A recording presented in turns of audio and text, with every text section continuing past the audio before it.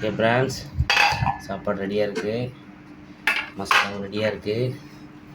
அடுத்து சாப்பாடை மட்டும் அப்படியே வெட்டி கொஞ்சம் கொஞ்சமாக போட்டு,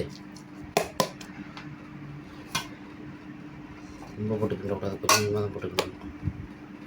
உப்பு ஆல்ரெடி சேர்த்தாச்சு, நீங்கள் யாரும் உப்பு போடல நினைக்க வேணாம். உப்பெல்லாம் சேர்த்தாச்சு.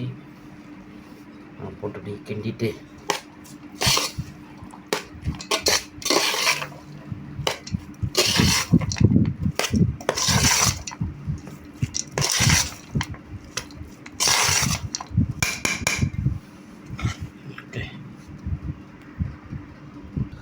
ஓகே ஃப்ரெண்ட்ஸ், சாப்பாடை கொஞ்சமாக கொட்டிக்கலாம். கொட்டினால சரியான சூடாக இருக்குது. சூடு ஆறினா நல்லா இருக்கும்.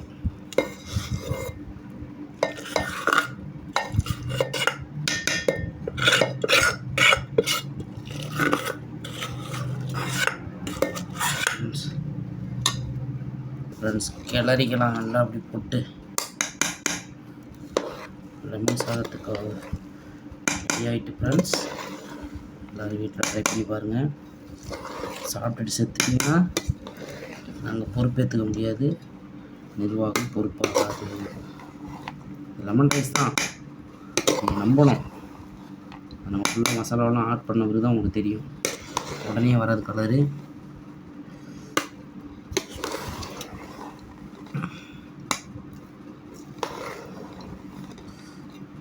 ஓகே, இந்த ஃப்ரெண்ட்ஸ் மசாலா பூரா அடியில் இருக்குது ஃப்ரெண்ட்ஸ், அதனால தான் கலர் இன்னும் வரல. இந்த ஆறு வரல.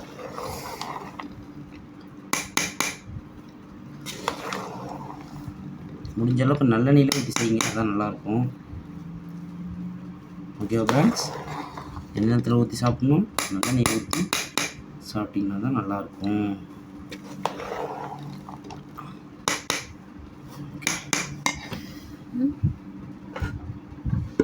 ஓகே, இது முதல்ல என் மனைவிக்கு.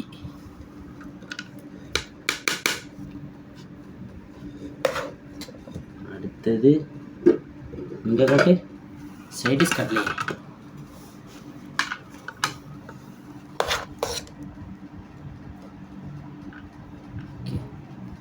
ஓகே ஃப்ரெண்ட்ஸ், மிச்சம் இருக்கிறது நாளைக்கு கம்பெனிக்கு வேலைக்கு எடுத்துகிட்டு போகணும் ஃப்ரெண்ட்ஸ்.